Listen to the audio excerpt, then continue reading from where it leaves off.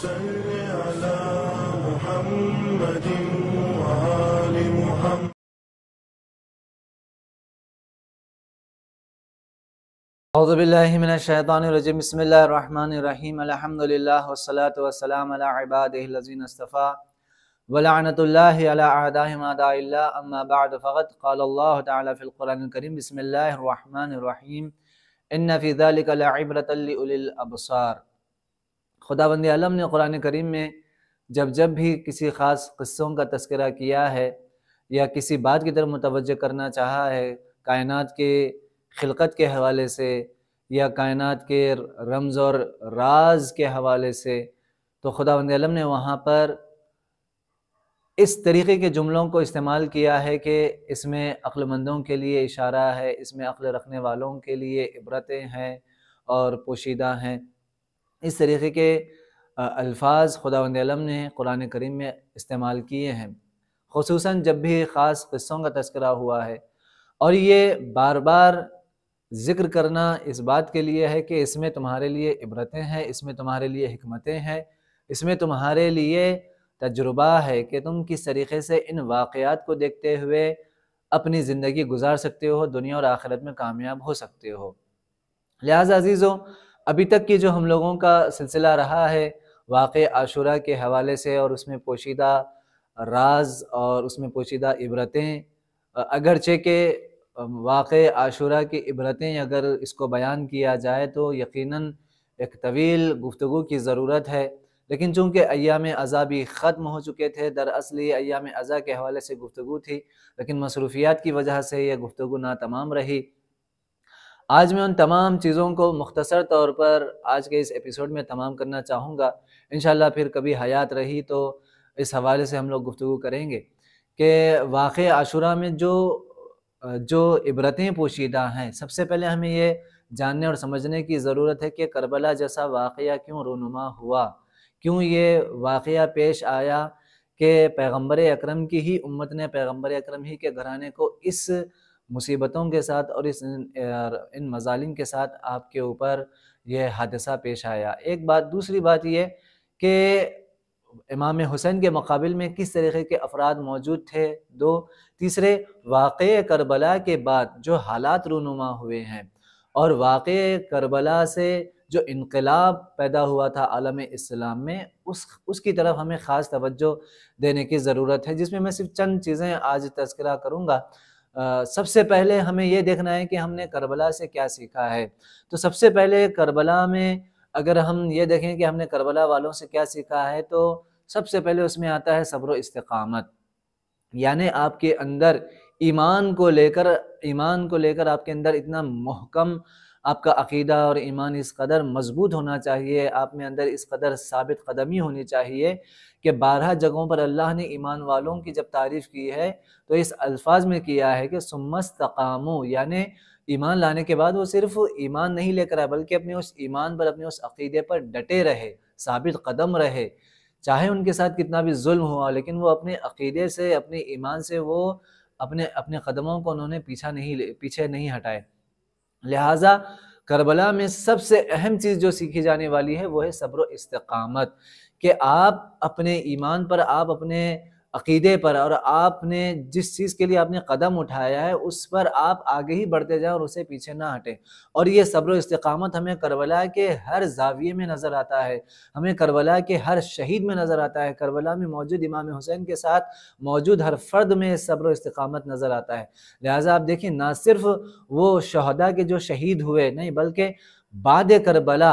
जो असराए करबला थे, जो अहले बैत अलैहिस्सलातु वस्सलाम में जो असीर, चाहे वो कूफा और शाम और ज़िंदान की जो मुसीबतें बर्दाश्त करते हुए यहाँ तक कि जब मदीना वापस लौटे हैं, उस दम तक भी कभी भी किसी ने अपने ईमान से कदम पीछे नहीं हटाए, बल्कि अपने उस शहादत पर कि जिसे शहीदों ने अपना खून पेश किया था उस पर डटे रहे और उसे जब जब मौका मिला है उसे अपने लिए एक शान और अज़मत की तरह से बयान किया है।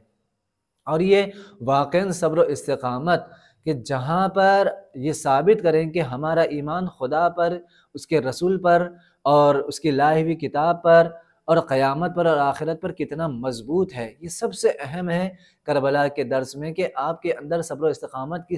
किस दर्जे तक पाया जाता है, किस लेवल में आपके अंदर सब्र व इस्तिक़ामत है।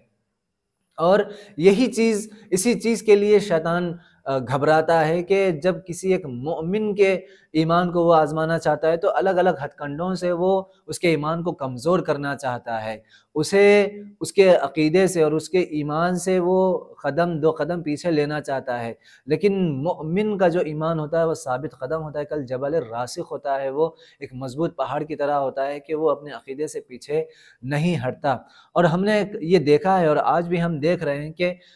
करबला से जिन्होंने भी दर्स लिया है उनके अंदर सब्र इस्तिक़ामत के सामने कितने भी बड़े ज़ालिम हो और हमारे पास कुछ भी ना हो, लेकिन हम ज़ालिम के सामने सर तस्लीम ख़म नहीं करेंगे। हम ज़ालिम के मुकाबिल में बिल्कुल जुर्अतमंदाना बयान देंगे, हम ज़ालिम के मुकाबले में हम डट कर खड़े होंगे। ये सब्र इस्तिक़ामत अगर हमने करबला से सीखा है तो हम किसी भी ज़ालिम का हम मुकाबला बआसानी कर सकते हैं। ये बात हमारे लिए वाज़ेह होना चाहिए कि हम करबला वालों से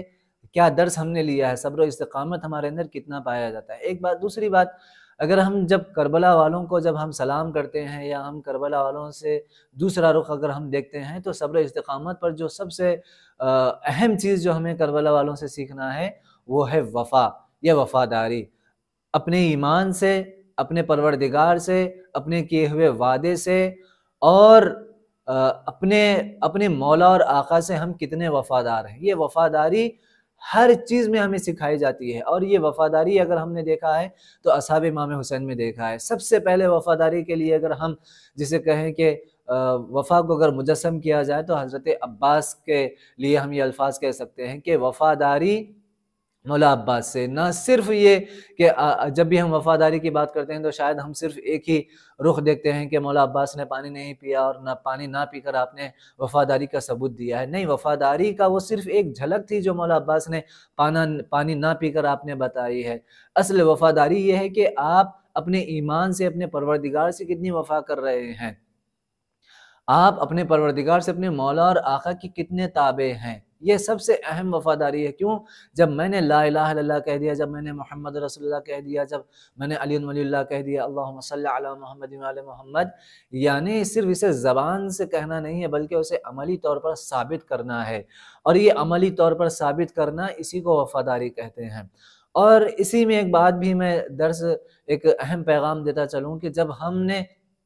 अपने रिश्तेदारों के साथ, अपने जिसको कहा जाए अपने माशरे के साथ, अपने कौम के साथ जब हम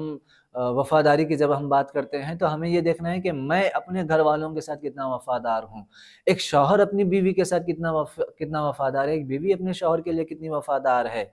या एक कौम और एक कौम के लिए मैं एक मोमिन, एक ऐसे जिसको कहा जाए हैसे शिया, मैं कितनी अपने कौम के लिए मैं वफ़ादार हूँ। तो ये वफ़ादारी की झलक सिर्फ़ एक रुख में हम ना देखें बल्कि ये देखें कि मैं कहीं पर दगा तो नहीं कर रहा हूँ, मैं किसी के साथ धोखा तो नहीं कर रहा हूँ। ये वफ़ादारी हमारे लिए करबला से हमें सीख मिलती है। तीसरे,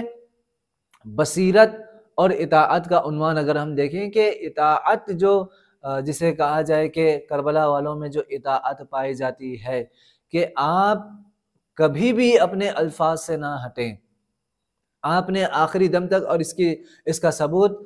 शब आशूरा इमाम हुसैन ने जब असहाब का इम्तिहान लिया और कहा कि अगर कोई जाना चाहता है तो वह जा सकता है। इमाम हुसैन यहाँ पर अपने असहाब की इताअत को देखना चाह रहे थे, अपने असहाब की तबईयत को देखना चाह रहे थे, अपने असहाब की पैरवी को देखना चाह रहे थे कि उनके अंदर पैरवी करने का कितना मादा है। और सबने ये बताया कि नहीं, चाहे कुछ हो जाए, हमें 70 बार भी अगर हमें कत्ल किया जाए और दोबारा ज़िंदा किया जाए तो हम इमाम हुसैन, हम आपके साथ हैं। यानी सबसे अहम ये है कि उस वक्त के जो असहाब थे इमाम हुसैन के, वो ये बताना चाह रहे थे कि हम इमाम हुसैन को तन्हा नहीं छोड़ सकते। हम इमाम हुसैन को, हम जिस तरीके से पैगम्बर अकरम को, मौलाए कायनात को इमाम हसन के साथ जो उनके साथ हुआ या उनके असहाब या उनके साथ रहने वालों ने किया, ये बात इमाम हुसैन के असहाब बतलाना चाह रहे थे कि ऐ मौला, हम आपका साथ मरते दम तक भी देंगे और यहाँ तक के 70 बार भी अगर हमें शहीद किया जाए, हम उसके बावजूद भी दोबारा जिंदा किया तो हम आपके साथ हैं। इस तरीके से अगर हम एक एक पहलू को देखें, मैंने अर्ज़ किया कि तवील गुफ्तगू है, लेकिन बस यहीं पर इन बातों को मैं समेटते हुए कहूँगा कि यकीनन हमें ये देखने की ज़रूरत है कि इबरत-ए आशूरा ये हमने करबला से क्या सीखा है। और करबला से सीखने का मतलब ये है कि आज भी ज़ालिम मौजूद है, आज भी मज़लूम कौमें मौजूद हैं, तो हमें ये देखना है कि क्या कल करबला के दिन हम ये खामोश रहकर ये बैठ जाते कि इसमें हम क्या बोलें, ये तो जिसको कहा जाए दो नज़रियों की जंग है, इसमें हमें कुछ नहीं बोलना है। नहीं, इमाम हुसैन मज़लूम करबला हैं, हम मज़लूम का मातम करते हैं, हम मज़लूम के लिए आवाज़ उठाते हैं। तो इमाम हुसैन के ही सिखाए हुए दर्स के साथ हमें ये कहना है कि हमें हमेशा मज़लूम का साथ देना है, चाहे वो मज़लूम कोई भी हो, किसी भी मज़हब का हो, किसी भी मज़हब की पैरवी कर रहा हो, हम हमेशा मज़लूम के साथ हैं और हमें ज़ालिम के ख़िलाफ़ बोलना है। यहाँ पर मसलहत पसंदी और मसलहत के तहत अपने आप को चुप रख लेना और ये बोलना कि नहीं, ये सोचना कि नहीं अगर हम इसके बारे में बोलेंगे या कुछ हम एक्शन लेंगे या हम इसके बारे में अगर बात करेंगे तो ये मुनासिब नहीं है। अज़ीज़ों, अगर हम ये सोच रहे हैं और मसलहत पसंदी का शिकार हो रहे हैं तो यकीन जानिए बाद करबला जिस तरीके से तवाबीन गिरिया करते रहे कि हाय अफसोस हमें इमाम हुसैन का साथ देना चाहिए था, हमने इमाम हुसैन का साथ क्यों नहीं दिया, तो सिवाय तारीख़ में बस एक ही नाम से नहीं याद किया जाएगा, तवाबीन के। और यही कहा जाएगा कि उन्हें अफसोस था इमाम हुसैन के इस बात पर कि वो इमाम हुसैन का साथ क्यों नहीं दिए। हमें तवाबीन नहीं बनना है, हम ये कह रहे हैं कि या लैतना कुन्ना मआकुम, हम बार बार ज़ियारत में यही पढ़ते हैं कि काश असहाबे करबला, ऐ काश शहदा करबला हम आपके साथ होते। तो ये हमें नहीं देखना है कि वाक़या तमाम हो जाने के बाद, एक किस्सा तमाम हो जाने के बाद हम सिर्फ अफ़सोस जताएँ। अफ़सोस नहीं जताना है, वरना अगर अफ़सोस जताएँगे तो शायद हमारा शुमार भी तवाबीन की लिस्ट में मतलब तवाबीन की लिस्ट में हो, बिल्कुल भी नहीं। हमें यही देखना है कि जो तीसरा रुख है वाक़े करबला को लेकर, कि वाक़े करबला के बाद जो क़याम हुए हैं, उन क़याम में आप देखें कि किस क़याम को अहले बैत ने सराहा है, किसके जुस्तजू को, जिसके जद्दोजहद को करबला इमाम हुसैन के बाद, इमाम हुसैन की शहादत के बाद जो क़याम हुए हैं, चाहे वो क़याम तव्वाबीन हो, चाहे वो क़याम जनाब मुख्तार हो, फिर या उसके बाद और भी क़याम हुए, जनाब ज़ैद का क़याम है, और भी क़याम हुए हैं। लेकिन हमें ये देखना है कि वाक़ये करबला के बाद हम क्या कदम उठा रहे हैं, हम क्या सीख रहे हैं। और यकीनन यही अहम है हमारे लिए कि क़यामत तक के लिए, हम अपने मरते दम तक के लिए अगर इस तरीक़े के वाक़यात दुनिया में रूनुमा होते हैं, तो क्या हम करबला से सिर्फ़ रस्म व रवाज लेकर आगे बढ़ रहे हैं? क्या हम करबला को सिर्फ़ रोने का एक, जिसको कहा जाए कि 2 महीना 8 दिन सिर्फ रोने का हमने ज़रिया बनाया है, मातम करने को ही हमने करबला समझ लिया है? नहीं, बल्कि ये देखना है कि नहीं, हमें ज़ालिम के ख़िलाफ़ खड़े होना है, हमें ज़ालिम के ख़िलाफ़ बोलना है, चाहे वो किसी भी एतबार से हो। ये बोलना भी हमारे लिए बहुत बड़ी जुर्अत है हमारे लिए कि हम सिर्फ बोलें,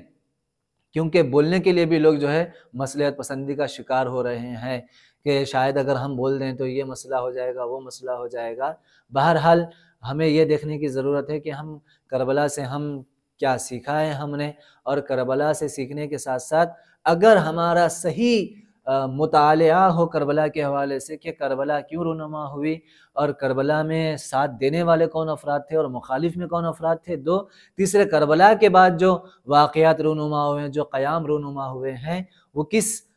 उसके पसे पर्दा क्या माहौल था और लोग किस नीयत से क़याम कर रहे थे। अगर इन 3 पहलुओं पर अगर हमारी नज़र होगी तो शायद हम वाक़े करबला की अज़ीम सानहे की तरफ शायद हम उसके मसले और उसकी हिकमत को समझ पाएँ और वाक़ईन हम करबला से इबरतें सीख पाएँ। वरना यही होगा कि एक तरीक़े से किस्सा कहानी, जिस तरीक़े से बहुत सारे ऐसे किस्से और कहानियाँ हैं, दास्तानें हैं, तो शायद हमारे लिए ये होगा कि साल भर जो है एक मौका आता है जिसमें हम करबला के वाक़यात को दोहराते हैं, फिर सुन लेते हैं, फिर 2 महीना 8 दिन तक जो है हम गिरिया करते हैं और उसके बाद फिर अगले साल तक अगर मुहर्रम में हमारी हयात रही तो शायद फिर हम अगले साल वही वाक़या सुनेंगे और यही रूटीन एक सिलसिला चलता रहेगा। और फिर आखिर में ये होगा कि हम करबला को हम सिर्फ़ एक दास्तान की हद तक और एक जिसको कहा जाए कि वाक़ई की हद तक हम महदूद करके रख देंगे, बल्कि नहीं, करबला से हमें क्या सीखना है और करबला को लेकर हमें इमाम ज़माना अज्जलल्लाहु ताला फ़रजहु शरीफ के ज़हूर के लिए किस तरीक़े से माहौल बनाना है, क्या ज़मीना आपके लिए पैदा करना है, किस तरीक़े से हम लोगों को करबला की तरफ लाना है। क्यों? क्योंकि इमाम ज़माना अज्जलल्लाहु ताला फ़रजहु शरीफ का जब ज़हूर होगा तो हम सब जानते हैं कि इमाम ज़माना भी अपने आप को इमाम हुसैन से पहचानवाएँगे कि मैं उसी हुसैन का बेटा हूँ कि जिसे प्यासा शहीद किया गया है, जिसे रुला-रुला कर शहीद किया गया है। तो इमाम मेहदी का भी अपने आप को इमाम हुसैन के ज़रिए से पहचानवाना, ये इस बात की दलील है कि हमें इमाम हुसैन को लेकर किस तरीक़े से लोगों के दरमियान काम करना है, गैर कौमों के दरमियान काम करना है, किस तरीक़े से इमाम हुसैन का नाम लोगों तक पहुँचाना है, करबला के वाक़े को हम अलग-अलग अंदाज़ में किस तरीक़े से लोगों को पेश करें कि हम लोगों को इमाम हुसैन की मज़लूमियत की तरफ लेकर आएँ। और जब माहौल जब इस तरीक़े से तैयार होगा और जब इमाम ज़माना अपने आप को इमाम हुसैन से पहचानवाएँगे तो ख़ुद ब ख़ुद लोग इमाम मेहदी की तरफ जाएँगे और पूरी तरीक़े से दुनिया में खुदावंद आलम की हुकूमत कायम होकर रहेगी। तो हमारी सबसे बड़ी ज़िम्मेदारी ये है कि हम मज़लूमों का साथ दें, ज़ालिम के ख़िलाफ़ आवाज़ उठाएँ। यही हमने करबला से सीखा है। हमारे अंदर सब्र व इस्तिक़ामत होना चाहिए, हमारे अंदर वफ़ादारी होनी चाहिए, हमारे अंदर बसीरत होनी चाहिए, हमारे अंदर वक्त के इमाम के लिए, वक्त के इमाम के नायबीन के लिए हमारे अंदर कितनी तबइयत पाई जाती है, हम कितने उनके पैरवी कर रहे हैं, हम कितनी उनकी बात मान रहे हैं। ये अगर हमारे लिए, अगर हमने इन चीज़ों को, अगर हमने जो कहा जाए कि हमने इसको पूरी तरीक़े से हमने अपने ईमान के अंदर अगर जज़्ब कर लिया, अपने रूह के अंदर अगर जज़्ब कर लिया इन चीज़ों को, तो यकीनन हम करबला के मक़सद को समझ पाए हैं। खुदावंद आलम से ही दुआ है कि खुदाया हम सब को करबला से इबरतें हासिल करने और उसी एतबार से अमल करने की तौफ़ीक़ इनायत फ़रमाए। वस्सलामु अलैकुम व रहमतुल्लाहि व बरकातुहू।